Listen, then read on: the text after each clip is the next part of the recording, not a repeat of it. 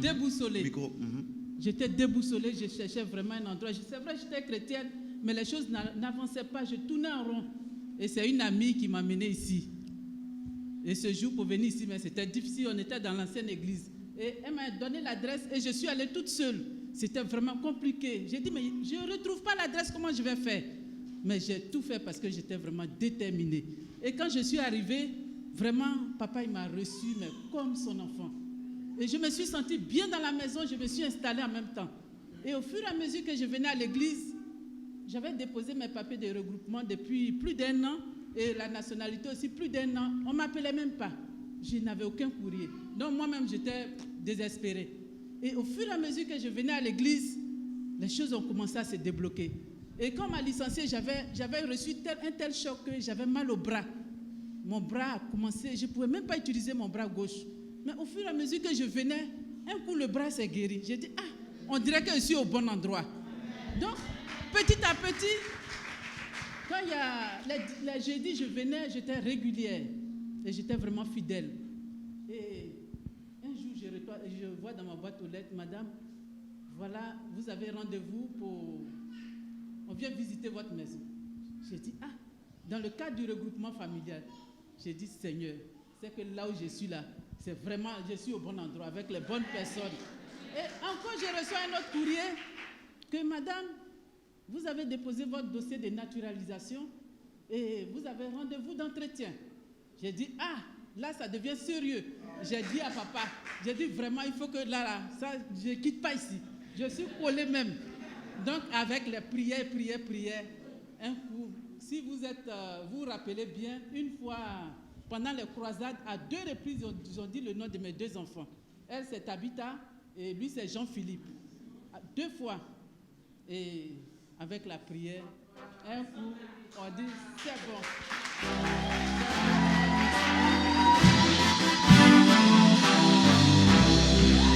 Ils ont donné il a donné les 2 passeports, pas visa. En moins de jours, il faut que les enfants y rentrent. C'est-à-dire qu'il n'y a même pas eu de démarche. Si ce n'est pas Dieu là, c'est pas possible quoi. Et encore, je suis là, j'ai donné l'information à papa pendant que je savourais ma joie. Voilà, je reçois un 2e courrier. Que madame, vous avez la nationalité française.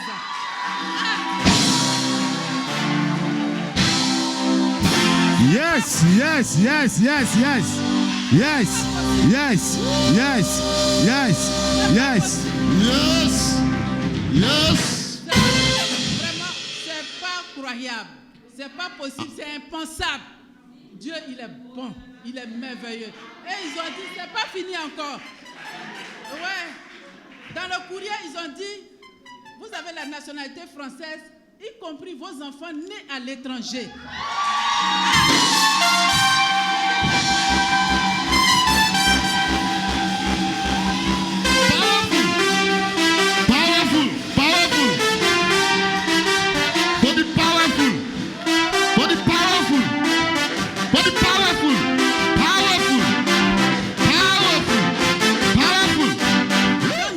Amen. Du coup, papa, c'est-à-dire qu'ils sont 3 au pays. Il y a 2 qui ont été acceptés par le regroupement. Et l'aîné qui a 23 ans, lui, je n'ai même pas compté sur lui. Non, lui aussi, la nationalité le touche. Donc, du coup, mais je suis gâté, mais Dieu m'a inondé, mais je ne sais pas, papa. Non, on peut acclamer Dieu plus fort que ça. Plus fort que ça. Elle dit, ils vont venir contrôler. Je dis, quel que soit le contrôle, ce que j'ai dit là, c'est ce qui va se faire. Et ils sont venus contrôler. Effectivement, ils ont validé. Elle dit, maison comme ça, ils ont accepté que tous les enfants viennent. J'ai dit, Dieu va faire. Et Dieu a exaucé. Après, il introduit sa nationalité. J'ai dit, on va mettre en prière. Dieu l'a béni doublement.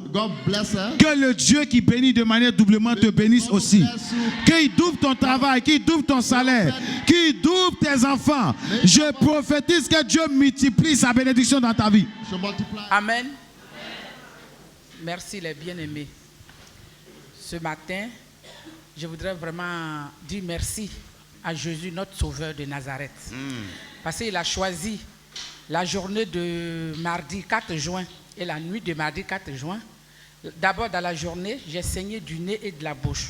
Quand j'étais au travail, j'ai rien compris. Ça s'est passé en 5 minutes. J'ai appelé ma patronne. Elle me dit, si ça continue, appelle-moi. Et ça s'est arrêté, donc j'ai continué de travailler.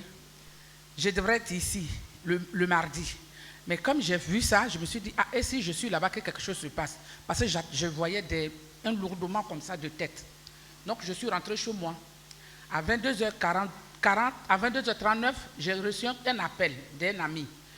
Et j'ai dit, je n'ai pas envie de parler, parce que souvent les gens m'appellent pour me parler de ma cousine qui a eu des problèmes dans ces temps-ci, celle qui garde les enfants. Donc je refuse d'en parler.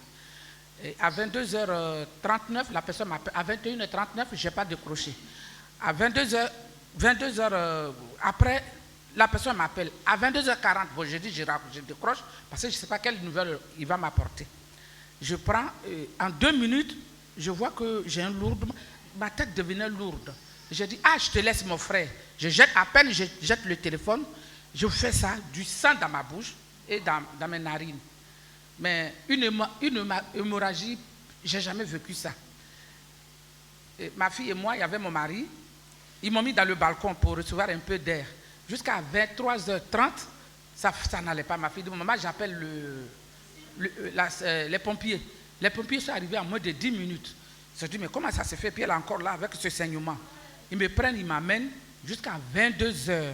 À 2h du matin, ça s'arrête. Mais vraiment une hémorragie pas possible. Dans la bouche, dans le nez.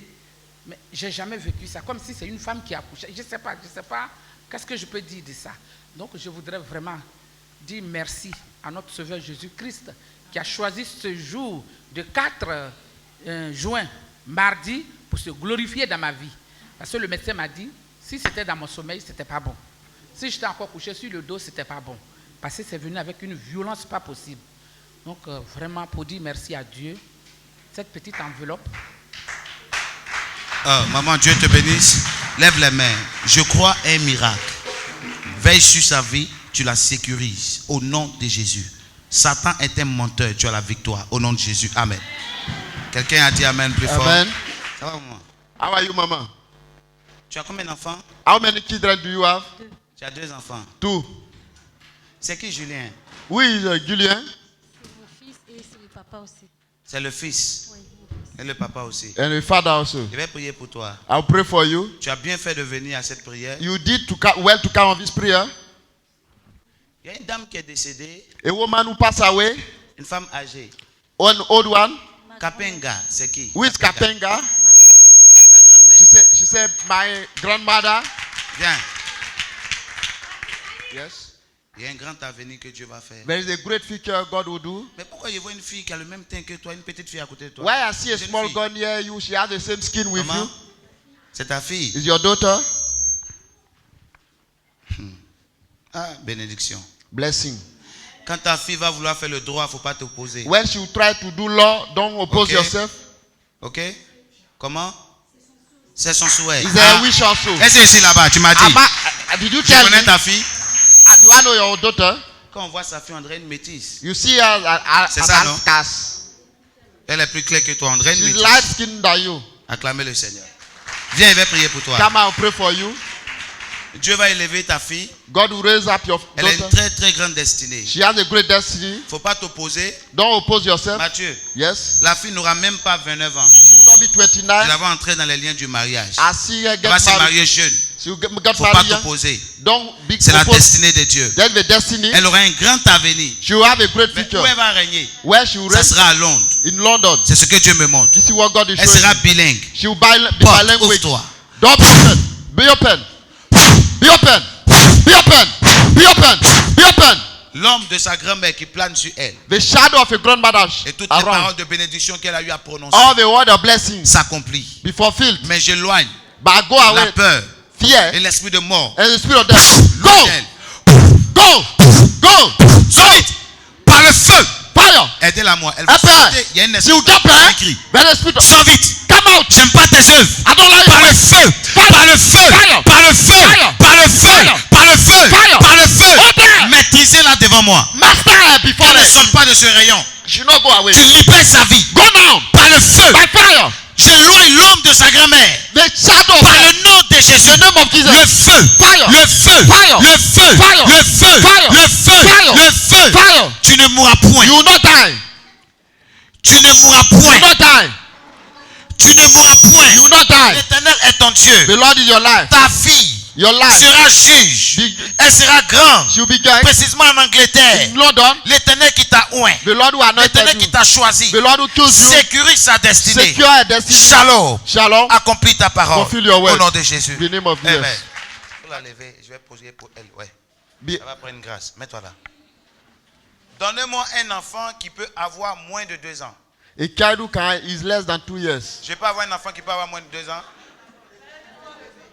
Il a moins de 2 ans? Ok. Mathieu, Yes. hier pendant qu'il était en train de prier, As I was praying, en 4h et 5h, Dieu m'a montré une between vision. 4 and 5 J'ai a.m., vu une dame, I saw a woman, claire comme elle, light skin like qui a her. pris un enfant You take a child dans ses entrailles. in a womb. Et elle disait, donne-moi mon She enfant. said, give me a child. Donne-moi mon enfant. Give me a child. Donne-moi mon enfant. Give me a child. Et dans la vision que Dieu m'a In montrée, the vision, God je showed suis me. venu récupérer l'enfant. I took the child. Et quand j'ai récupéré l'enfant, And when I took the child, l'enfant avait plein de sang sur lui. she was having blood over Ce que him. Dieu me dit de lui What dire, God has said to me, l'enfant va venir, the child will mais come avec beaucoup de with difficultés. difficulty. Là, je la vois enceinte. Yeah, I see you Elle pregnant. sera enceinte. You'll be pregnant. Et elle sera beaucoup combattue And dans la they'll grossesse. fight you in the gross Elle va perdre beaucoup le pregnancy. sang. You Mais l'enfant ne sera pas bleed touché. a lot by the Et child elle va contact. accoucher. And you give Si l'Éternel m'a oint, If the Lord has si anointed, l'Éternel m'a oint, if the Lord has anointed, prends l'enfant, aidez-la moi. take it, take it, take it, take it. Par le nom de In Jésus. the name of Jesus. Cette vieille femme, That old de woman, ton côté maternel, for your mother's side, s'éloigne de toi. go away from Par you. le nom de Jésus, In the name of Dieu Jesus. sécurise tes entrailles. God secure your womb. Après cette prière, After this tu vas prayer, sentir des saignements. you C'est le feel signe que Dieu a accompli. This is the sign. La parole de son prophète. Shalom. Shalom. On acclame le Seigneur.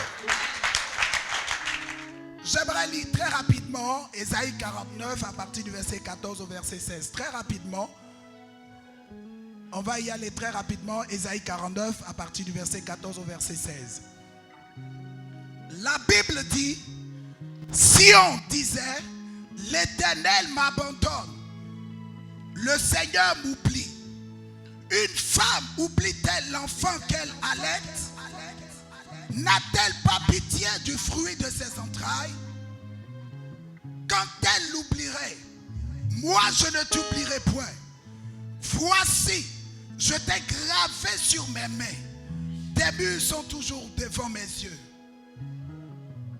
Qui a compris? Alléluia. Nous sommes dans la période de la Pentecôte. Amen. La Pentecôte est le dernier processus de l'accomplissement de la venue du Fils de l'homme. La Bible dit que Christ est le Fils de l'homme parce que 30 prophéties se sont accomplies. Ésaïe a dit, la Vierge enfantera. Elle a enfanté. Alléluia. La Bible dit que l'enfant va naître dans un endroit qui n'a pas de nom, qui n'a pas de nom qu'on ne peut apprécier. Et Christ est né dans une mangeoire. Alléluia. Par faute de temps, on ne pourra pas aller en profondeur. Mais le message que je voulais te donner ce matin, l'onction que nous recevons de Dieu nous permet de quitter un point A pour aller à un point B. L'onction, quand nous la recevons de Dieu, c'est pour que nous puissions quitter un point A pour aller à un point B. Mais laisse-moi te dire que les apôtres ont reçu l'onction pour quitter le point A, ils sont au point B. Et nous n'allons pas recevoir l'onction pour encore demeurer au point A. Qu'est-ce que j'appelle le point A? L'onction pour le ministère, l'onction pour les dons prophétiques, l'onction pour l'évangélisation, l'onction pour le salut des âmes. Ça, c'est le point A. Mais la dernière génération dans laquelle nous sommes, nous devons passer du point B au point C. Et qu'est-ce que j'appelle le point B? Et qu'est-ce que j'appelle le point C? Le monde d'aujourd'hui est en train de combattre l'Église. Et si l'Église n'est pas prête à pouvoir faire face à ce monde, nous sommes perdus. C'est pourquoi la Bible dit, tout lieu où foule la plante de tes pieds, je te le donne en héritage. Je te le donne en possession. Tu posséderas la terre. Et ce jour, vos pieds seront ouins. Tes pieds sont la cuillère qui ramasse la bénédiction. L'onction du point B au point C est l'onction de la prospérité.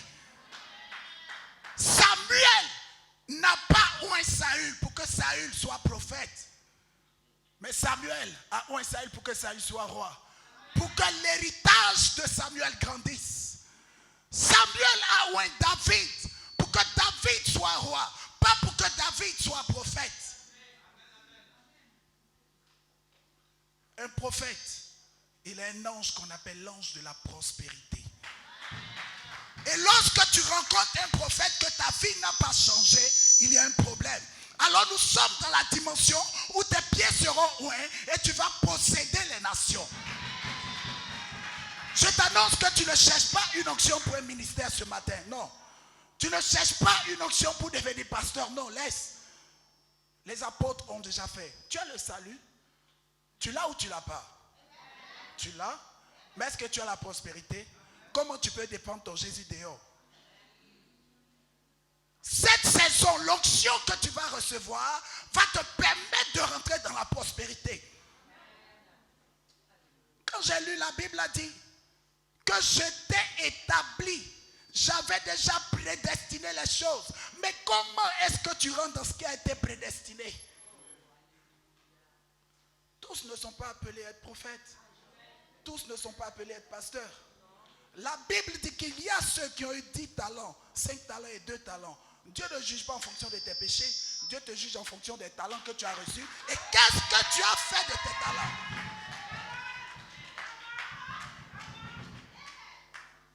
Il y a des entreprises que tu dois bâtir. Si tu ne les as pas bâties, que tu retournes à Dieu, tu seras jugé.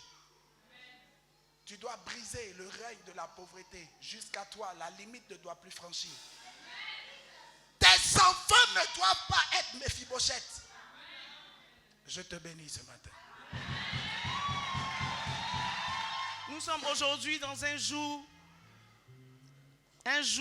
très, très, très spécial. Alléluia. Vous savez, la Pentecôte, c'est lorsque les disciples de l'Éternel étaient dans la chambre haute. Après la prière, ils ont reçu l'Esprit de Dieu. Ils ont reçu la visitation de Dieu. Ils ont reçu l'onction de Dieu. Et quelque chose s'est passé dans leur vie. Alléluia. Aujourd'hui, je ne vais pas te faire l'étude du Saint-Esprit, mais je vais simplement te donner les avantages du Saint-Esprit. Alléluia.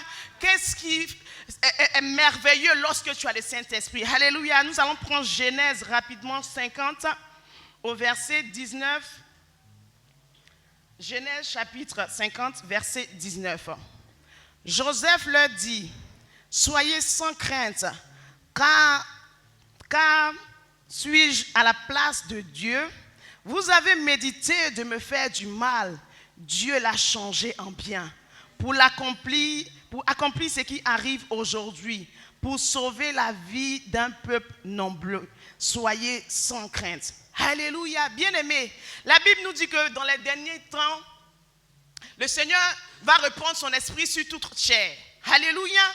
Donc lorsque tu reçois l'Esprit de Dieu, lorsque tu reçois l'Esprit du Consolateur, lorsque tu reçois l'Esprit qui transforme toutes choses, qui transforme le mal en bien, tout ce que tes ennemis ont prévu faire est voué à l'échec. Alléluia. Donc ce matin, je viens t'annoncer que l'Esprit de Dieu que tu reçois en ce jour annule tout ce que l'ennemi a prévu faire. Joseph dit que vous avez prévu de faire du mal, mais Dieu l'a transformé en bien. Donc tout ce que l'ennemi avait prévu faire dans ta vie, de négatif, de mal, le Seigneur au travers de cette Pentecôte le transforme en bien. Alléluia. Pourquoi tu sois une source de bénédiction pour ton entourage? Pourquoi tu sois une source de bénédiction pour ta famille? Pourquoi tu sois une source de bénédiction pour ton église? Alléluia. Que le Seigneur vous bénisse. Parce que ce jour est un jour où le Seigneur est venu changer toutes choses. Et je bénis le nom du serviteur qui est passé tout à l'heure qui dit que lorsque nous recevons l'Esprit de Dieu, lorsque nous recevons le Saint-Esprit, nous passons d'un point B à un point A. Alléluia. Nous allons de gloire en gloire. Donc ce matin, vous irez de gloire en gloire. Ce matin, je prophétise sur votre vie. Je prophétise sur ta vie. Que tu vas de gloire en gloire. Et ce jour est spécial. Ce jour est spécial parce que le Seigneur a prévu quelque chose de glorieux pour toi. Ça fait peut-être 2 jours, 3 jours, 1 année, 3 ans, 4 ans, 10 ans que tu attends quelque chose. Mais ce jour, tu reçois cela au nom de Jésus. Ce jour, tu reçois cela au nom de Jésus. Ce jour est un jour spécial. Ce jour est un jour merveilleux. Longtemps tu as pleuré. Longtemps tu as crié à l'Éternel. Alléluia. Je te dis que tu es dans la bonne maison. Tu es à la bonne maison. Et tu dois encore bénir le Seigneur. Tu dois encore bénir la vie de ton oint, de son oint, de ton Père spirituel. Parce qu'il a décidé de donner sa vie pour que tu sois béni. Alléluia. Et au travers de ces prières, au travers de la foi que tu as mis, tu reçois aujourd'hui le miracle, l'accomplissement. Vous savez, nous sommes dans le 6e mois. Le 6e mois, c'est le mois de la visitation. Alléluia. C'est le mois que l'ange a choisi. C'est le mois que l'Éternel a choisi pour visiter Marie. Alléluia. Marie était une femme comme toute autre. Alléluia. Elle n'attendait pas cela. Alléluia. Elle se demandait comment est-ce qu'elle allait faire. Tu te poses des questions aujourd'hui. Tu te demandes comment est-ce que ça va se passer. Comment est-ce que je peux aller. Comment est-ce que je vais y arriver. Sache que tu reçois cela aujourd'hui au nom de Jésus. Tu reçois cela aujourd'hui au nom de Jésus. Tu reçois cela aujourd'hui au nom de Jésus. Que le Seigneur vous bénisse. Que le Seigneur vous inonde. Que le Seigneur vous inonde. Que le Seigneur vous inonde. Ce mois est le mois de la visitation. Ce mois est le mois de la visitation. Et le mois de la visitation ne passera pas. Le mois de la visitation ne passera pas. Tu seras visité. Tu seras visité. Tu seras visité par l'ange de l'Éternel. Par l'ange de l'Éternel qui te bénira au nom de Jésus. Que le Seigneur vous bénisse. Jean 8, à partir du verset 10. La Bible dit, alors, ce temps relevé, et ne voyant plus que la femme, Jésus lui dit, femme, où sont ceux qui t'accusaient? Personne ne t'a-t-il condamné? Elle répondit, non, Seigneur. Jésus lui dit, je ne te condamne pas non plus, va et ne pêche plus. Alléluia! Alléluia! Alléluia! La Bible me dit que Jésus était assis quelque part. Et il y a des personnes qu'on appelle des scribes qui se lèvent pour dire qu'ils ont attrapé une femme, que cette femme a péché. Donc ils viennent devant Jésus pour l'accuser et la tuer. Alléluia. Alléluia. Mais ce qu'ils ne savent pas, c'est que Jésus, on l'appelle le Sauveur. Jésus n'est pas venu pour tuer. Jésus n'est pas venu pour détruire. Il est venu pour réparer ce que l'ennemi a détruit. Il est venu pour donner la vie, non pas la mort. Alléluia. Et il y a des personnes qu'on appelle des scribes qui se lèvent et qui viennent le voir pour dire, cette femme a fait du péché, ils vont la tuer. Alléluia. Il leur a dit, si personne n'a point péché, qu'il lève, qu'il jette le premier la pierre. Alléluia. Alléluia. Je m'en fous ce que tu as fait hier. Je m'en fous ce que tu as fait avant-hier. Je m'en fiche des actes que tu as posés qui n'ont pas glorifié le nom de l'Éternel. À telle enseigne que l'ennemi s'est levé contre toi pour te détruire, pour détruire tes enfants. Mais sache quelque chose. Ce matin, Jésus est présent. Et sans Jésus, il ne peut pas te condamner. Ils sont obligés de demander d'abord son avis. Et son avis, c'est non. Tu ne mourras pas. Car il est venu pour te sauver. Il est venu pour te restaurer. Il est venu pour renouveler tout ce qui était mort en toi. C'est lui la vie. C'est lui la vie. Tant qu'il est là, personne ne pourra te tuer. Alléluia. Il leur demande, où sont tes accusateurs? Où sont ceux qui se sont levés contre toi? Où sont ceux qui parlent contre toi? Il dit il est pasteur, il dit il est évangéliste, il dit il est responsable. Voici les actes qu'il pose. On s'en fout de ces choses. Ce que je sais, ce matin, Jésus est présent. Et il est venu pour me libérer. Il est venu pour me restaurer. Peu importe ce que tu diras de moi. Peu importe ce que tu avanceras. Peu importe ce que prononcera. Tant que Jésus n'a pas dit oui, personne ne peut dire non. Alléluia. À cause de ce que tu as fait, ils ont dit tu ne vas pas te marier. Mais je t'annonce ce matin que Jésus est là. Ton mariage sera effectif. On t'a dit tu ne seras pas riche parce qu'avant tu te confies au marabout. Mais je t'annonce ce matin, Jésus a écrit ton histoire. Il a dû changer ta vie. Personne ne pourra te faire quoi que ce soit. La Bible dit qu'il est en train d'écrire. Qu'est-ce qu'il écrivait? Il écrivait ta prochaine destinée. Il écrivait ton élévation. Il écrivait ton succès. Il écrivait ta santé. Il écrivait, oui, ta gloire. Ce matin, j'annonce une nouvelle histoire dans ta vie. J'annonce une nouvelle histoire dans ta vie. J'annonce une nouvelle histoire dans ta vie. Alléluia. Alléluia. Acclame puissamment le Seigneur. Que ce matin Dieu vous bénisse. Demeurez dans sa présence, il est là. Et il fera des grandes choses dans ta vie ce matin. Soyez bénis. Soyez bénis. Soyez bénis. Sans plus tarder, tu vas prendre avec moi ta Bible dans le livre de Romains chapitre 8. Romains chapitre 8.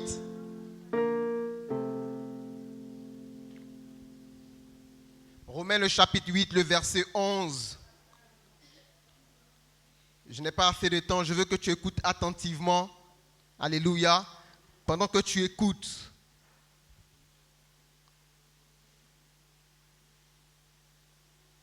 et si l'esprit de celui qui a ressuscité Jésus d'entre les morts habite en vous, celui qui a ressuscité Christ d'entre les morts rendra aussi la vie à vos corps mortels par son esprit qui habite en vous. Alléluia. Ce matin, je veux juste te parler de deux vertus de l'esprit. Alléluia. Beaucoup de personnes disent, je suis malade, j'invoque le Seigneur, mais rien ne se passe. Et face à toutes les situations de ma vie, je ne sais pas comment prier parce que j'ai fait toutes sortes de prières, mais rien ne se passe. Mais ce matin, Dieu m'a envoyé te dire une chose. Si l'esprit de celui qui a ressuscité Jésus d'entre les morts habite en toi, celui qui a ressuscité Jésus d'entre les morts rendra la vie à ton corps mortel. Alléluia. Ce n'est pas une question de prière, ce n'est pas une question de jeûne, c'est une question de faire une rencontre personnelle avec le Saint-Esprit. Lorsque l'esprit de celui qui a ressuscité Jésus, écoute-moi très bien, Jésus-Christ était dans le tombeau, Jésus-Christ n'avait plus de vie, ça veut dire que plus rien ne fonctionnait en Jésus-Christ, alléluia. Il est parti dans le séjour des morts, la mort est un état de rupture avec la vie. Lorsque nous sommes morts, il n'y a plus de contact avec la vie. Mais la Bible dit que lorsque cet esprit est venu sur Jésus, il a redonné la vie à Jésus-Christ, alléluia. Et si cet esprit habite en toi, bien-aimé, il redonne la vie à ton corps mortel. La Bible ne dit pas si l'esprit vient sur toi et part, mais la Bible dit si l'esprit habite en toi. Donc ton corps devient la maison de l'esprit, l'esprit établit la demeure dans ton corps. Et si le Saint-Esprit habite chez toi, dans ta vie, tout ce qui était mort dans ta vie, bien-aimé. Alléluia. Si c'est la maladie, peu importe. Si tu as une partie de ton corps qui ne fonctionne pas, peu importe. Mais la Bible dit, si l'esprit de Jésus habite en toi, il redonne la vie à ton corps mortel. Donc ça veut dire que tout ce qui était mort, tout ce qui a rapport avec le corps, c'est-à-dire tout ce qu'on peut toucher, tout ce qui est physique, toute situation que tu peux vivre, qui ne connaît pas de vie et qui se trouve dans la mort, si l'esprit de Jésus habite en toi, bien-aimé, si l'esprit de Jésus habite en toi, l'esprit de Jésus vient donner vie à tout ce qui était mort. Alléluia. Parce qu'au moment où Jésus-Christ était dans le tombeau, personne ne pouvait ressusciter Jésus. Il a fallu que l'Esprit de Dieu descende sur Jésus pour le réveiller des morts. Bien-aimé, je ne sais pas qu'est-ce qui est mort dans ta vie, mais tu as besoin que l'Esprit de Jésus vienne sur toi pour réveiller tout ce qui était mort. Tout ce qui était mort, peu importe les challenges par lesquels ta vie passe, l'Esprit de Jésus vient sur toi pendant que nous parlons et et il vient redonner la vie à tout ce qui était mort. Serait-ce le mariage, serait-ce le foyer, peu importe ce qui était mort. Est-ce le travail, est-ce des espérances? Parce que beaucoup de personnes parmi nous ont des espérances qui ont été trahies. Beaucoup de personnes ont des espoirs perdus. Mais je suis venu t'annoncer ce matin une parole simple. Si l'Esprit de Jésus habite en toi, bien-aimé, il redonnera la vie à ton corps mortel. Si l'Esprit habite en toi. Alléluia. Mais ce qui est bien avec le Saint-Esprit, c'est qu'il n'aime pas les colocataires. Alléluia.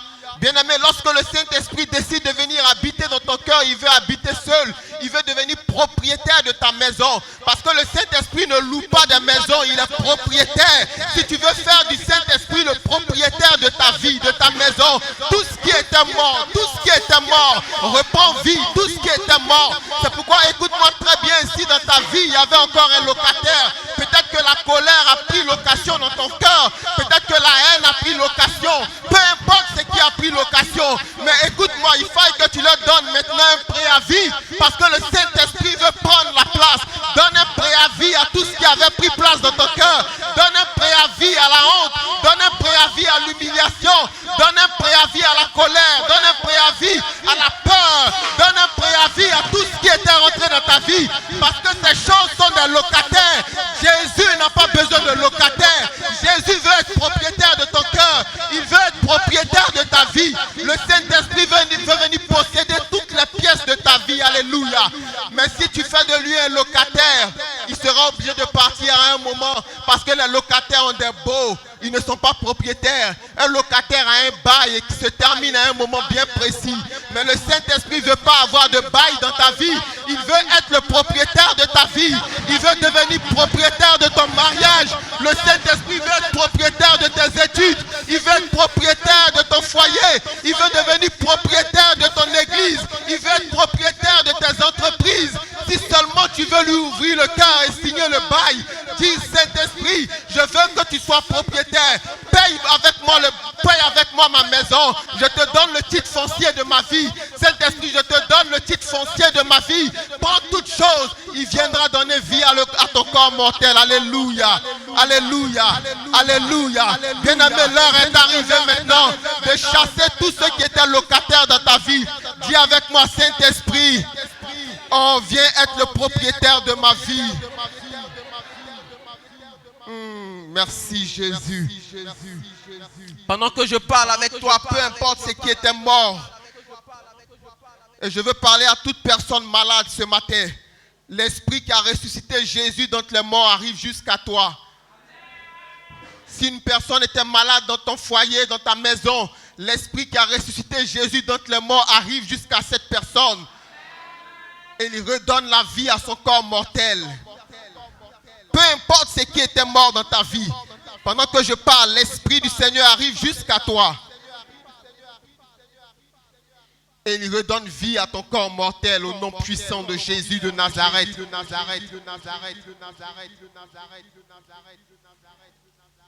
Que Dieu nous bénisse.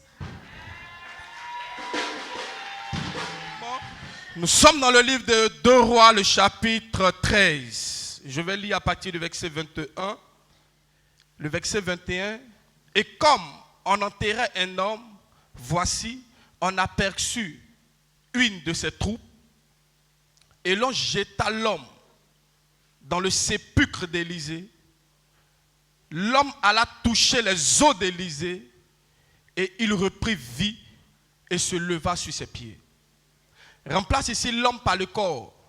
Donc le corps alla toucher les os d'Élisée, il reprit vie et se mit à marcher, selon ma version. Amen. La Bible dit ceci. Voici un homme qu'on appelle Élisée. Et Élisée, c'est un prophète. Mais la Bible dit qu'avant qu'il va commencer à servir Dieu, il marchait auprès d'un homme qu'on appelle Élie. Et vous tous, vous connaissez cette histoire. La Bible dit que sa fidélité auprès d'Élie lui a donné de pouvoir avoir quelque chose. Mais avant d'avoir cette chose, son maître va lui poser la question: Qu'est-ce que tu veux que je te donne? Parce que j'ai vu ta fidélité. Qu'est-ce que tu veux que je te donne? Parce que j'ai vu ton engagement pour le ministère.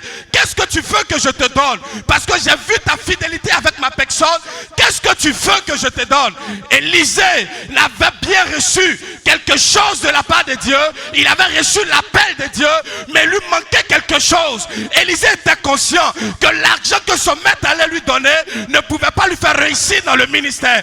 Élisée était conscient que l'héritage que le maître pouvait lui donner comme des maisons ne pouvait pas le faire réussir dans le ministère. Alors Élisée va dire ceci: que tu me donnes la double portion de ton esprit. Que tu me donnes la double portion de ton esprit. Parce que je sais qu'il y avait cette onction. Même si tu ne me laisses pas de maison, l'onction construira des maisons pour moi. Parce que je sais que si tu ne me donnes pas de l'argent, l'onction me donnera l'argent. Parce que je sais que si tu ne me donnes pas de voitures, l'onction me donnera des voitures. Alors la Bible dit ceci, et Élisée va lui dire: ce que tu me demandes est difficile, mais ce n'est pas impossible. Et la Bible dit que Élisée va mourir. Et quand Élisée va mourir, Élie va mourir, Élie va laisser donc son manteau. Et la Bible dit que Élisée va déchirer le manteau en deux. Il va recevoir la double portion.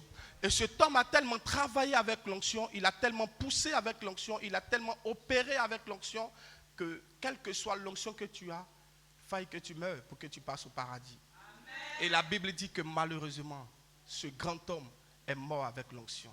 Mais ce qui est bien, j'étais là à ses obsèques. J'étais là à ses obsèques. C'était un samedi à 13h qu'ils l'ont enterré. Ils l'ont juste enterré au sépulcre du village. Amen. Ils l'ont enterré dans ce village. J'étais là, j'ai commencé à pleurer. J'ai dit: mais Seigneur, avec toute onction que cet homme a, il peut mourir. Comment l'homme peut avoir l'onction et mourir? Amen. Malheureusement, je suis rentré à la maison tout en pleurs, laissant le corps de ce grand homme dans le tombeau, au cimetière, où les païens étaient enterrés, où des ivrognes étaient enterrés, où les francs-maçons étaient enterrés, parce que dans ce sépulcre, on enterrait tout le monde. Même le féticheur du village avait été enterré là. La question que je me suis posée, mais pourquoi on n'a pas créé un cimetière spécial pour les hommes oints et on les mélange avec tout le monde? Et le Seigneur me dit ceci: tu comprendras pourquoi j'ai voulu qu'on enterre cet homme-là. Et la Bible dit ceci, qu'après qu'on ait fini d'enterrer cet homme, voici que le pays, le village, va être combattu par des gens. Mais la Bible dit ceci, il y avait aussi un soldat de ce village qui est mort. Et les habitants du village ont donc décidé de pouvoir enterrer cet homme. Comme il y avait un seul cimetière dans le village, on ne pouvait pas créer un autre cimetière pour lui. Il fallait qu'aussi on l'enterre là. Cet homme, c'est un païen. Cet homme ne connaissait pas véritablement le Seigneur. Cet homme est un franc-maçon. Et j'ai dit: mais Seigneur, pourquoi est-ce qu'on va enterrer cet homme? Et regardez-moi bien, suivez mon regard. Ils ont transporté le corps. Ils n'ont même pas mis le corps de ce monsieur dans un cercueil parce qu'il n'y avait pas les moyens. Sa famille n'avait pas les moyens. Et la Bible dit que pendant qu'ils étaient en train de marcher tout doucement, se dirigeant vers le cimetière, je vais maintenant commencer mon message. Quelqu'un me dit amen, bien, je commence à parler. Quelqu'un me dit amen, bien, je commence à parler. La Bible dit ceci, que quand ils ont transporté le corps de ce monsieur, quand ils ont transporté le corps de celui qui n'était pas considéré dans le village, quand ils ont transporté le corps de celui qui était mal vu par sa famille, quand ils ont transporté le corps de celui qui n'avait pas de la valeur dans la famille, la Bible dit en ce moment-là, il y avait les ennemis du village qui venaient attaquer le village. Alors dans l'inquiétude, parce que cet homme n'avait pas de valeur, on ne pouvait pas caler ses ennemis pour pouvoir l'enterrer. Alors la Bible dit ceci, qu'ils vont prendre son corps, ils vont le jeter. La Bible dit, ils vont le jeter dans le sépulcre, ils vont le jeter dans le cimetière, ils vont le jeter dans la lamentation, ils vont le jeter dans les pleurs. Mais la Bible dit ceci, qu'en le jetant, ils n'ont fait pas calcul de là où il allait tomber. En le jetant, ils n'ont pas regardé là où il allait tomber. En le jetant, ils n'ont pas disposé là où il allait tomber. En le jetant, ils ne savaient pas là où il allait tomber.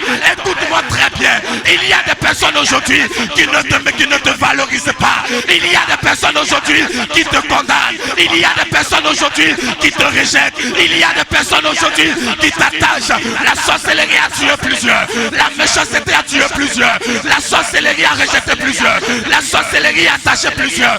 Mais la Bible dit ceci: cet homme comme toi et moi qui avons été tués par la sorcellerie, cet homme comme toi et moi qui avait été condamné par la sorcellerie, cet homme comme toi et moi qui avons été rejetés par nos frères, nos propres frères que nous avons soutenus, nos propres frères que nous avons aidés, nos propres frères que nous avons donné à manger, comme toi et moi, cet homme, ils l'ont pris, ils l'ont jeté.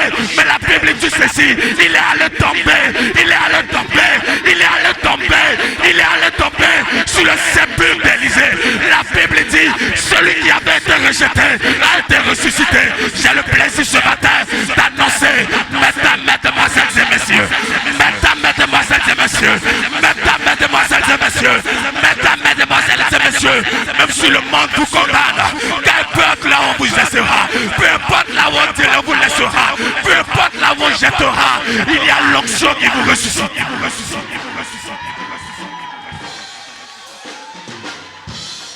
La Bible dit qu'ils ont pris ce temps que la sorcellerie avait tué. Ils ont pris ce temps que la méchanceté avait tué. Ils ont pris ce temps qui avait servi le village. La Bible dit que c'est un soldat. Il a donné sa poitrine pour la famille.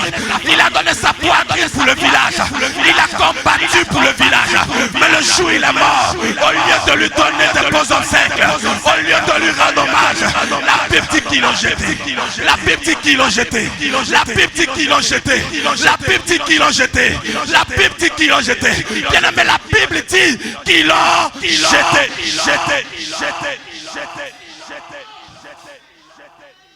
Ce qui me réjouit dans cette histoire, ce n'est pas jeter. Ce qui me réjouit dans cette histoire, ce n'est pas le fait qu'on l'a abandonné. Ce qui me réjouit dans cette histoire, ce n'est pas que ceux pour qui il a donné sa poitrine, ceux pour qui il s'est levé le matin, en train de se lever, dans l'intention de sécuriser la famille, pour ne pas que les gens aient honte, pour ne pas que les gens du village soient abandonnés. La Bible dit que c'est un soldat, mais le jour où il est mort, ils lui ont pas rendu hommage. Le jour où il est mort, ils l'ont pas honoré.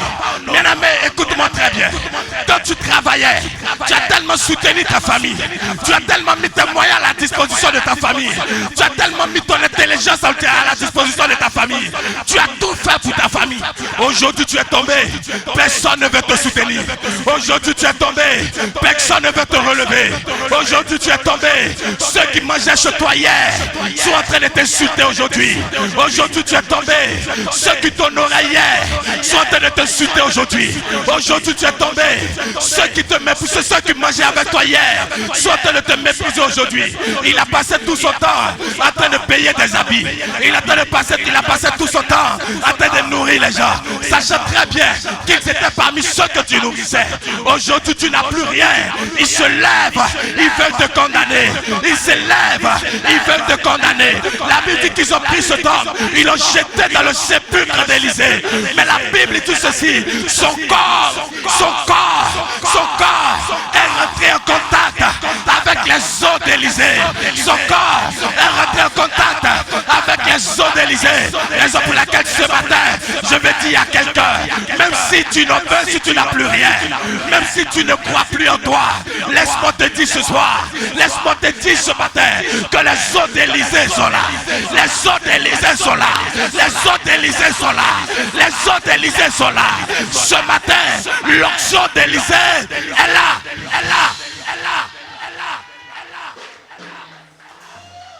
Avec tout ce qu'il a pu faire pour le village, ils ont pris son corps, ils ont jeté son corps.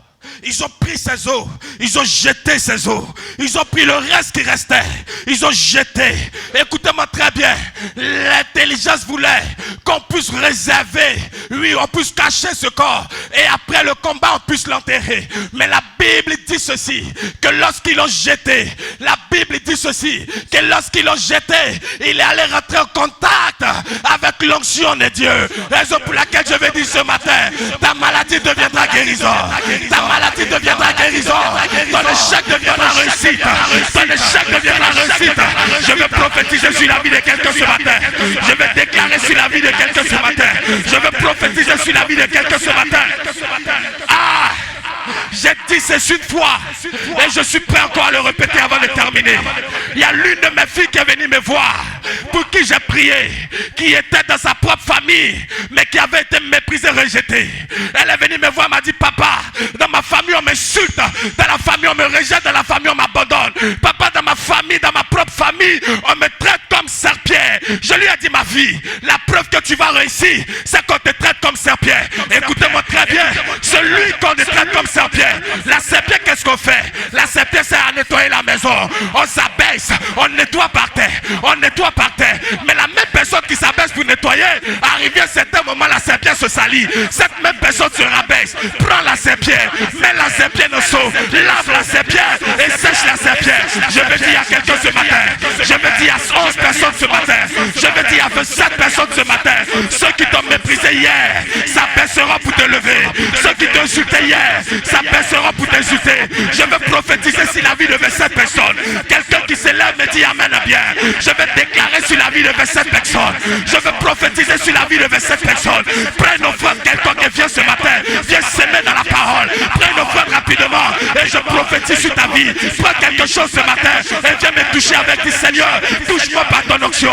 Je veux prophétiser sur la vie de 27 personnes ce matin. Je déclare sur la vie de 27 personnes ce matin. Prends nos frères, viens s'aimer dans la parole. Prends nos frères, viens s'aimer dans la parole. Je déclare ta réussite ce matin. Je prophétise ton élévation ce matin. Ton échec devient réussite au nom de Jésus. Ta malédiction devient bénédiction. Ta maladie devient guérison. Ton échec devient réussite. Je dis, je déclare sur la vie de 27 personnes. Je déclare sur la vie de 27 personnes. Après ce moment, quelque chose de puissant arrivera. La mort deviendra vie.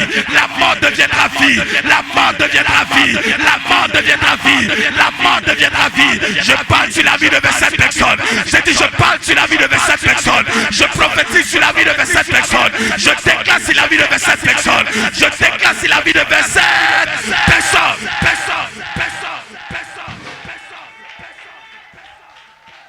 Est-ce qu'on peut tous se tenir debout? Power, I work in